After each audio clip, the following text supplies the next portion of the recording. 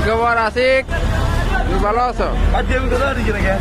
হ্যাঁ, দেখতে পাচ্ছেন এই জামা মসজিদ রোড, এই হচ্ছে ঢাকা চট্টগ্রাম মহাসড়ক।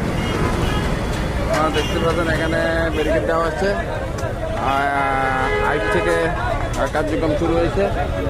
তো জামা মসজিদ রোড, লিং রোড এবং কি ঢাকা চট্টগ্রাম মহাসড়ক, ঢাকা চট্টগ্রাম মহাসড়ক মাঝখানে লিং রোডটি, জামা মসজিদের লিং রোডটি বন্ধ করে দেওয়া হচ্ছে। এখানে দেখতে পাচ্ছেন কার্যক্রম চলতেছে রাস্তার মাঝখানে, দুই রাস্তার মাঝখানে।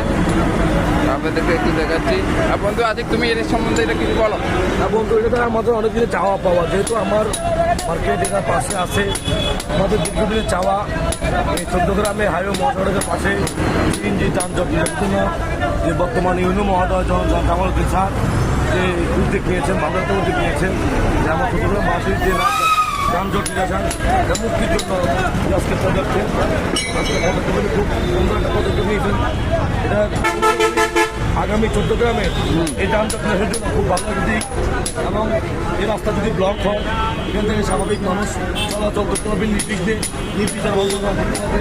এই হাইওয়ে মোটরটাকে এই সিএনজির জন্য মানুষ চলাচল করতে পারে না। আজকে এটার জন্য মহাদেব স্যারকে আমরা অনেক ধন্যবাদ জানাই, অনেক কৃতজ্ঞতা পোষণ করি এবং ধন্যবাদ জানাই এর জন্য চট্টগ্রামবাসী আজীবন কৃতজ্ঞতা বলে আমার বক্তব্য শুনতে লাগে। আসসালামু আলাইকুম। ঠিক আছে আশিক, তোমাকে ধন্যবাদ, তোমার বক্তব্য আমরা এলাম। দেখতে পাচ্ছেন এই যে কার্যক্রম চলতেছে অলরেডি।